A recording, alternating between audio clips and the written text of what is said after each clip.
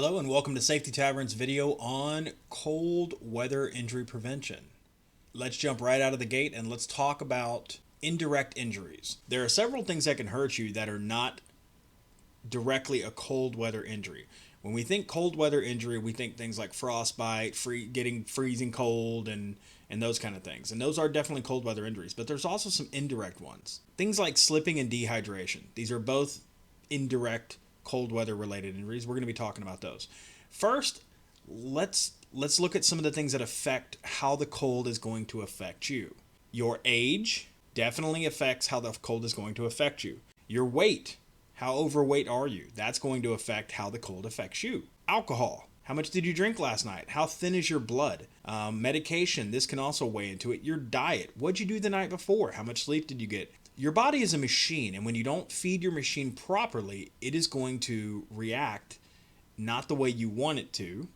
It's going to react badly to extremes, whether that's hot or cold. So if you want to prevent cold weather injuries, you got to do a little work. You got to do a little maintenance on your machine. That's going to be things like eating a proper diet, getting plenty of rest, doing your best to stay at a healthy body weight, being aware of medications. And then we get to old, and there's nothing you can do about old. But if you're doing everything else, proper diet, exercising, stretching out, keeping an eye on your body, it'll minimize the impact. But in the end, if you take a 70-year-old man and you put him out on a job site next to a 20-year-old man, the 70-year-old man is going to be affected by the cold more than the 20-year-old. His body's worn down. These are things that both as an employee as well as a supervisor we need to be paying attention to.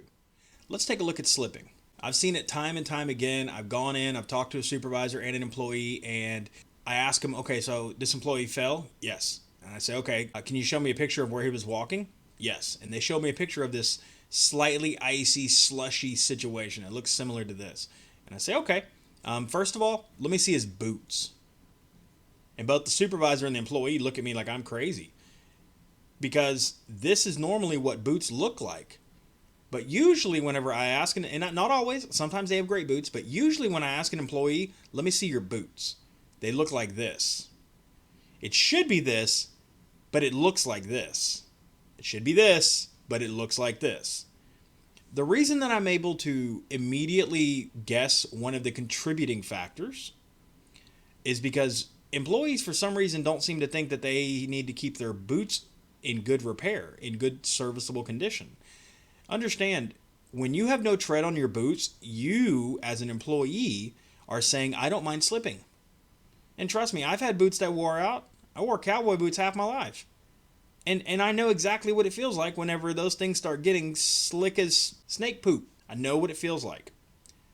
You do too. And you know that you slipped a couple of times before you actually had that big slip and fall where you hurt yourself. And boots are not that expensive. Looky here. This is the Walmart $45 special. I'll bet you spent more money on alcohol in the past 2 weekends than these boots are worth.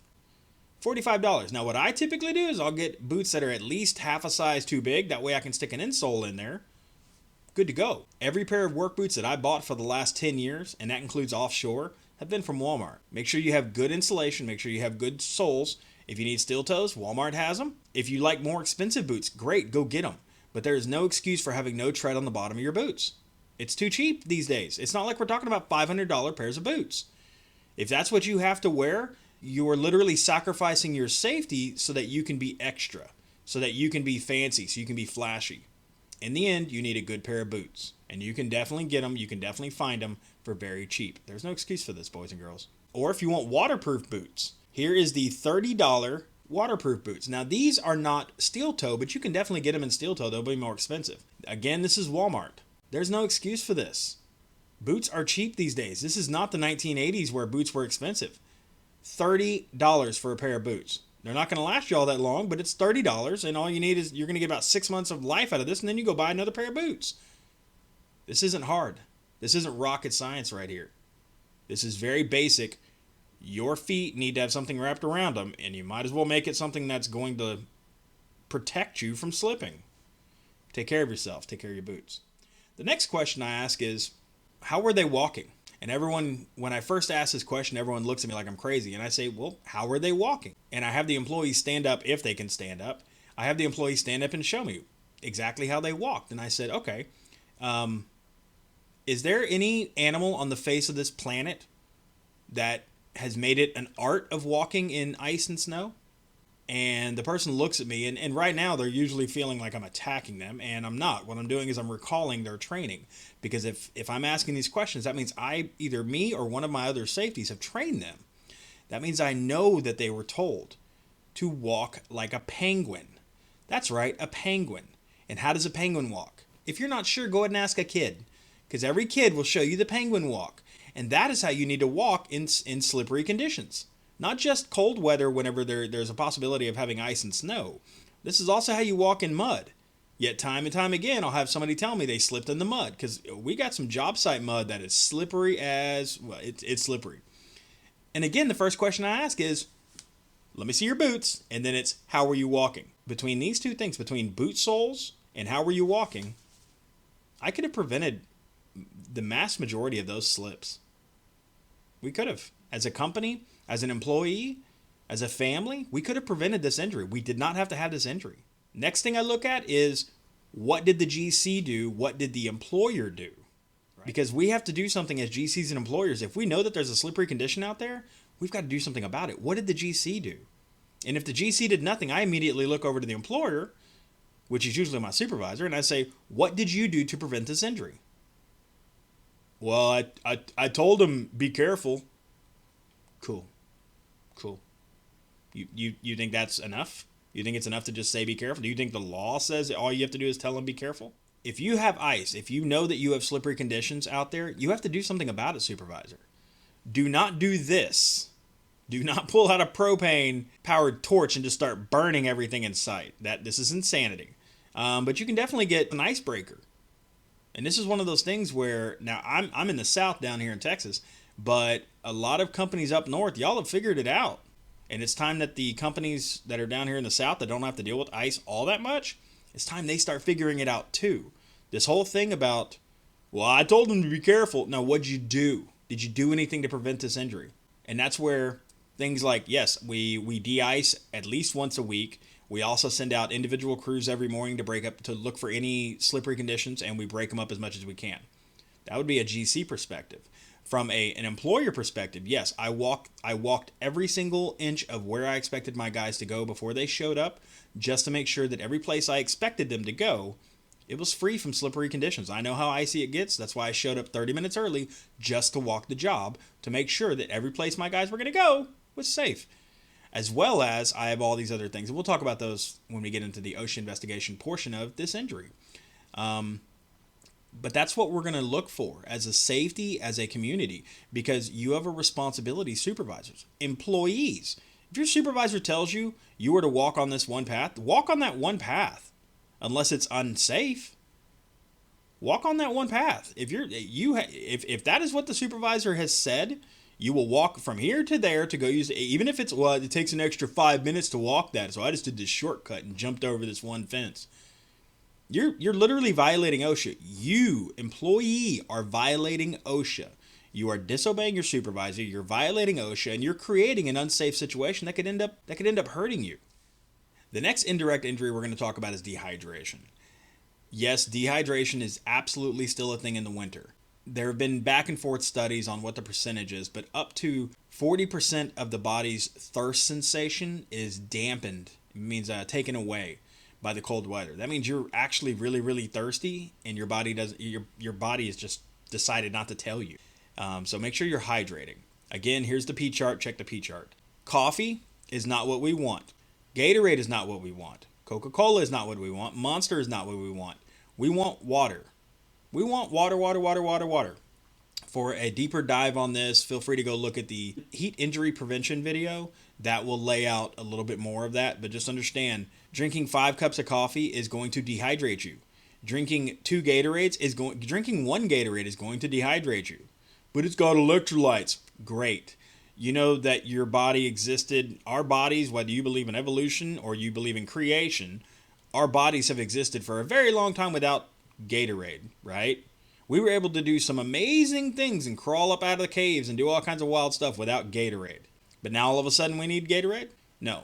Gatorade is going to dehydrate you. If you drink one Gatorade, on average, you're going to need probably 4 of equal containers to wash out all of the salt that you've just dropped into your body. It's dehydrating.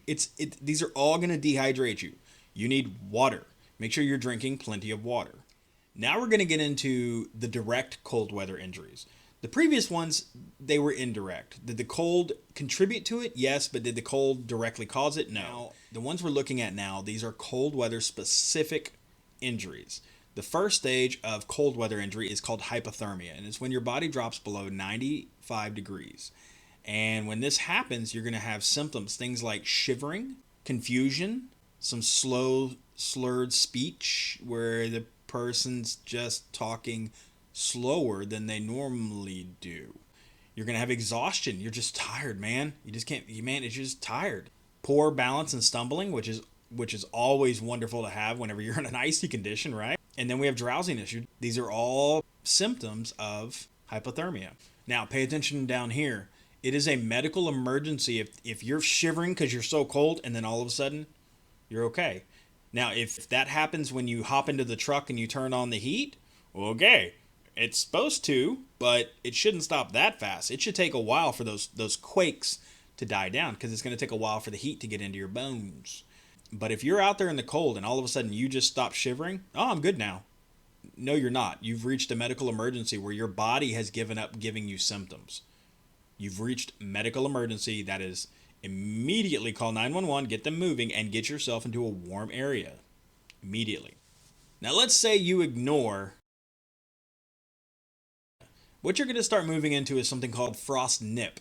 And frost nip is it's you can come back from frost nip. It is it's treatable, but you need to be aware of it. There's going to be some blisters. Do not pop these blisters. If you have these blisters that look like this, go to the hospital. Go to the nearest clinic. Go to the hospital. They're going to show you how to treat it. They're going to take care of you. You absolutely have a cold weather injury, and you need to be treated for it. Get yourself to the hospital as quickly as possible. If the supervisor or if you feel the need to call the ambulance, of course, call the ambulance. But let's say you get into frost nip, but you're so cold that you can't even feel your toes, and you ignore it. Or you're wet and cold, and you ignore it, which wet and cold makes it colder. Then you're going to move into something called frostbite. This is full-on frostbite. And this is where you start getting symptoms that are in the stages of not repairable. The beginning stages of frostbite can be repairable. They can reverse the effects. But the end stages of frostbite, oh no. Now you're moving into the third stage of cold weather injury, which is called amputation. Amputation? Amputation? Amputation? I don't know about you, but I have 10 fingers and 10 toes, and I'd like to keep them all. That's just my opinion, but you do it how you like. Got a fun fact for you. The majority of frostbite cases, see, with hands and toes, we can actually do something about it. That's called gloves, thicker socks, stomp your feet, clap your hands together. You can do stuff about it. But the harder cases are the ears, actually, especially if you're wearing a hard hat. The ears, look at this. 55% of frostbite cases on the face occur on the ears. Can you imagine what you'd look like without ears? Take a look at this old dude. Looks kind of silly, huh? Good luck wearing safety glasses now. Cover yourself up, boys and girls. Cover yourself up. But how do we prevent these cold weather injuries? That's pretty simple. As an employee, first of all, you need to pay attention to the original things that we talked about, which is age, weight, sleep the night before, diet, all that kind of stuff. Also, you need to look at the tread on your boots. You also need to look at your hydration. And then we need to start looking at our clothing and layers. Not one big giant jacket is not going to keep you as warm as several layers. Okay, so layer. Put on several layers of clothing. What this also does is, at least down here in Texas, as the day goes on, it gets hotter and hotter and hotter. And layers allow you to strip off some of those layers and keep in that perfect, for your body at least, that perfect temperature that keeps you nice and comfortable. Layers is an amazing thing. Next, stay dry. Stay dry. If this means you need to carry extra pairs of socks to and from work every single day, then that's what you need to do. If this means you need to start wearing waterproof winter boots, then that's what you need to do. Stay dry. If you get wet, stop what you're doing, go dry off, come back. Period. It's not worth the frostbite. It's not worth you losing toes, is it? So deal with it. Hats and gloves. Pretty simple. Hats and gloves. You just saw the statistic. 55% is on the ears. Hats and gloves, people. Wear them. Take breaks. I've seen so many times, I've seen especially older men, no, we're just going to keep on pushing through. We're not going to take our lunch break today. That's not just a time to go eat lunch. That's also a time for you to go warm up, let your body readjust, let your body reset, because you've just been working in 10-degree weather for the past 4, 5, 6 hours. Take breaks. And again, water. Pay attention to your diet, pay attention to the medication that you're on, how it's going to affect you. I've been a supervisor out on job sites many a times. When my job site looks like this and my employee shows up to work looking like this, they get sent home because they haven't shown up ready to work. My employees should be showing up to work looking like this. But it's not my responsibility to tell my employees what they have to wear. That's their personal clothing. Okay. General Duty Clause 5.1a. Each employer shall furnish to each of his employees employment and a place of employment which are free from recognized hazards that are causing or are likely to cause death or serious physical harm to his employees. Mr. Supervisor, does cold weather cause injuries? Is it going to cause serious physical harm? Let's find out. USA Today. Cold weather is 20 times as deadly as hot weather, and it's not the extreme low or high temperatures that cause most deaths, according to a study published. USA Today recognizes that cold weather can kill you, but maybe that's not enough. Science Daily. Cold weather accounts for almost all temperature-related deaths. Science Daily says it can kill you. Washington Post. Cold temperature kills more Americans than hot ones. It's not really looking good for you, but you know what? Those aren't doctors, right? We only want to pay attention to what the doctors have to say, right? Okay. WebMD. What is more deadly in the U.S., hot weather or cold? Yeah, go ahead and read this article. They're talking about people that die from cold weather. This is WebMD. Oh, maybe these aren't real doctors. Got it. How to avoid frostbite and hypothermia in frigid weather. Do you think that Dr. Partha Nandi is going to say that cold weather can't kill you? I don't think so. Because then he's not really a doctor, is he? Because no doctor in the right mind would say the cold can't kill you. It can at least cause serious... I would assume getting all your fingers lopped off because of frostbite, I would consider that to be a pretty serious physical harm, wouldn't you? So, let's read this again, supervisors. A place of employment which are free from recognized hazards. What is the hazard? It's freezing cold outside. What are you going to do about it? If the sidewalk is slippery, do you think somebody's slipping on the sidewalk and smacking their head on the pavement? Blunt force trauma. Go watch your local crime shows. You're going to see somebody dying of blunt force trauma in the next 6 months. I promise. What are you doing to prevent that? Because they're not going to want to hear, well, I just told them, be careful. Each employee shall comply with occupational safety and health standards and all rules, regulations, and orders issued pursuant to this act which are applicable to his own actions and conduct. So when your supervisor comes to you and says, do this so that we don't get hurt, you have to do this. You're literally violating an OSHA regulation. And I don't care if it takes you an extra 10 minutes to walk that route. He's trying to keep you safe, or she's trying to keep you safe. Do what your supervisor's telling you. That's OSHA regulation. It's called General Duty Clause. And they have to play by rules, and employees have to play by rules. And you need to play by the rules. It's going to keep you safe. And if your supervisor sends you home because you have boots that have no tread on them, go home. Get boots that have tread on them. You showed up to work not ready to work. If your supervisor sends you home because you got this little rain jacket when it's negative 10 degrees, guess what?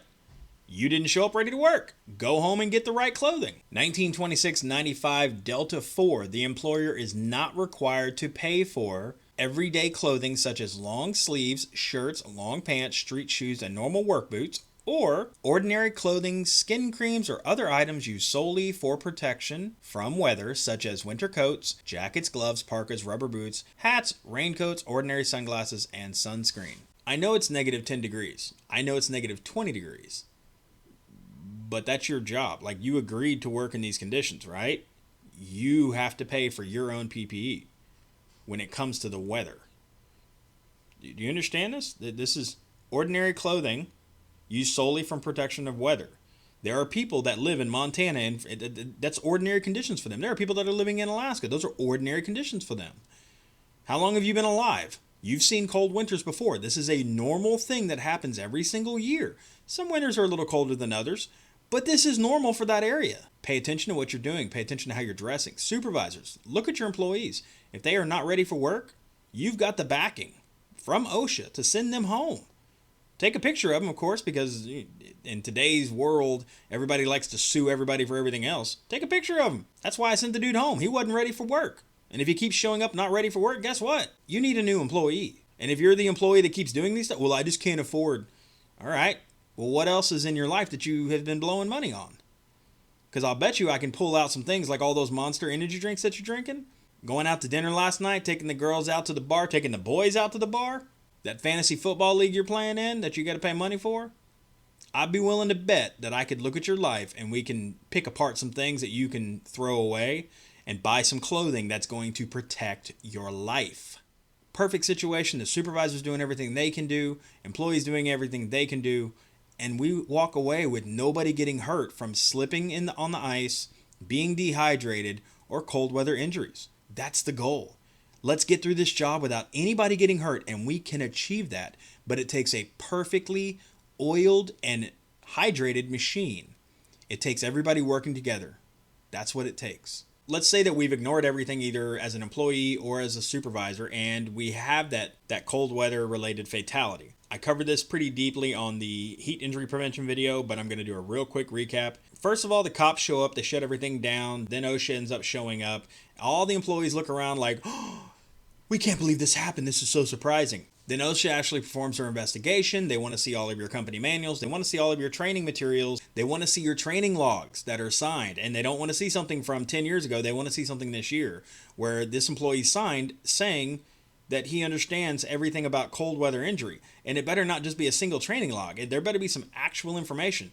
If you have videos, they want to see the videos. And then they want to see where the employee signed saying he saw the video. If you can show them a test where the employee demonstrates their knowledge, that's even better. And they're going to go talk to the employees. They're going to isolate them. They're going to sit there and I don't mean they're going to isolate them like an interrogation, but they're going to isolate them to where you cannot influence the things that they say. There needs to be a very honest investigation done. We need to figure out exactly what happened. And as a supervisor, I hope you're able to give them all of these training documents. I hope you're able to walk them right over to all the de-icing stuff and show them, look, I did everything I could. And show them maybe logs where there's an employee that went around as a GC, there's an employee that went around every single morning and de-iced everywhere that was icy. Because OSHA is going to want to see everything. And again, OSHA is not the thing you should really be scared of. It's these people. These are the people that are going to give you that $101 million lawsuit. These are the ones that are going to shut your company down, not OSHA. Take care of our people. I would prefer to not have to scare you into submission. I would prefer if you just care about our people and you're going to do everything you can to make sure that they don't get hurt within reason. Again, some people are they're just going to show up with crappy boots. And that's where as a supervisor, your job doesn't start and stop at the end of training. Your job is every single day, all the time. Quick little shout out. Remember to turn portable heaters off when you leave the room or going to bed. Keep anything that can burn at least 3 feet away from heating equipment like furnace, fireplace, wood stove, portable space heater. Burn only dry seasoned firewood. There's a lot of job sites out there with a lot of different conditions. I don't know exactly what specific situations you're going through, but fire safety will absolutely come into this. Electrical safety will come into this. Look at your user manuals, see what pieces of equipment you're using. If you're using heaters, look at your user manuals, see how to treat them. Follow the manufacturer's recommendations. If you don't have a user manual, look it up online. This is not the 1970s where if you didn't have the manual, oh well. This is the 2020s. They're online. It may take a little looking, but they're online. Worst case is contact the distributor, contact the seller, contact the manufacturer. They want you to use the product correctly. They don't want fatalities linked to their product. They don't want injuries linked to their product. That's bad publicity. They want great publicity. Okay? Cold weather, it is a team event. Preventing cold weather injury is a team event. We need everybody going the right way. Take care of your body. Think about the things you're doing the night before. Supervisors check the areas before your crews move into them. Apply de-icing agents as you see fit, as is necessary. Employees, wear the right clothing. Keep an eye on each other. Take care of each other. Think about each other. That is how we're going to get through these cold months. And trust me, I've been in some freezing cold. The desert, yeah, it's real hot in the summertime. And it is real cold in the wintertime. Every single desert I've been in has been freezing cold. They're very cold in the wintertime. Take care of each other. I've worked in many a freezing cold environment. I've worked in Norway in the dead of winter. I've worked in some horribly cold situations. Take care of each other.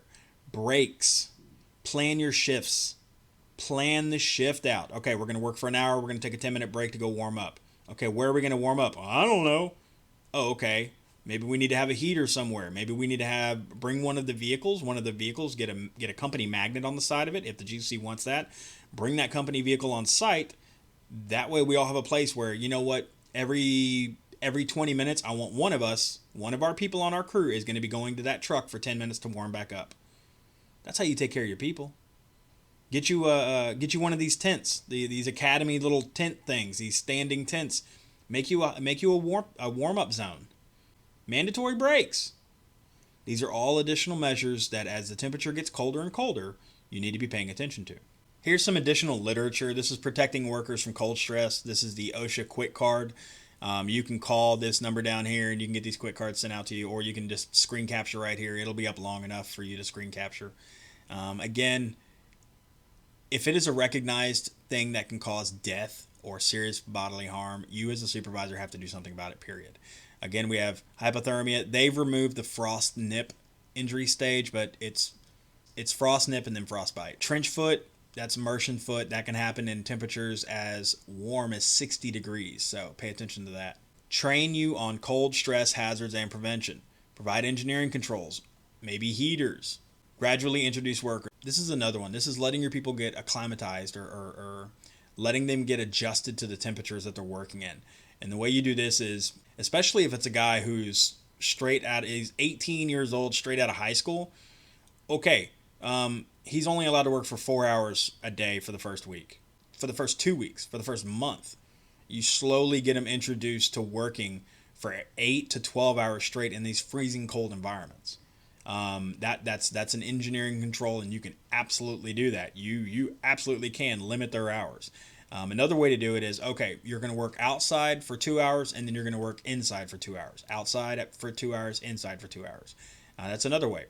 But taking an 18-year-old kid who has never, ever worked, and it could be a 30-year-old man. He could have literally been a copy machine repair guy, or female. They could have literally been a copy repair person. That company shut down, and now they had to find a job, and you were hiring, and they fit the bill, and now they're out there working. But they've never worked outside, and it's letting them get used to how cold it is. It could be a guy who has literally, him and his wife just moved here from Florida, and you're in Maine. You think he's used to winters? You think he has any clue how to actually put some serious work in the Maine winter? And I don't mean M-A-I-N. I mean M-A-I-N-E. I mean cold. So cold, it's at the very tip of the country. These people, they need extra care. Take care of each other. Here's the work warm-up schedule for a 4-hour shift. This is recommended by the American Conference of Governmental Industrial Hygiene, ACGIH. They developed their own little chart. So take a look at that. Again, I'll leave it up long enough to snapshot, and it's basic 4 hours. What's the temperature and how long they're recommending that you work them, and then how often the breaks and how long the breaks are. So pay attention. Know your winter weather terms. Sometimes we hear terms on the news. It's going to be a hot one today. Okay. Is that a term, or is that just something that the newsman is saying? Whereas if we look at this, blizzard warning. Okay, what does that mean? Well, it means issued for sustained or gusty winds of 35 miles per hour or more, and falling or blowing snow creating visibilities at or below a quarter of a mile. These conditions should persist for at least 3 hours. It has to meet all of this before they issue a blizzard warning. So when in the news, when you hear blizzard warning, there's a set of qualifying points that this storm or this area has to meet before they can issue this warning. So when you hear these warnings, this is what they mean. Blizzard warning, wind chill advisory, wind chill warning, winter storm warning, winter storm watch, and winter weather advisories. This is from the National Oceanic and Atmospheric Administration. I hope that nobody who's ever watched these videos is in the future going to have a cold weather injury. There's no need for it. Every single cold weather injury that I've seen is 100% preventable. 100%. Like I said, 90% of the time when I check my employees that had a slip in the cold, I ask them, let me see your boots and show me how you were walking. Every time when they're walking, they put their hands up and they show me the box that they were carrying. And I'm like, all right, and how are you walking? And then they show me, and come on, guys. Penguins do it. Take care of yourself. Look at what you're doing. There's absolutely no reason for us to ever have a cold weather injury, either indirect or direct. Take care of each other. Hope this video finds you well. Pay attention to your supervisors. See you on the next one.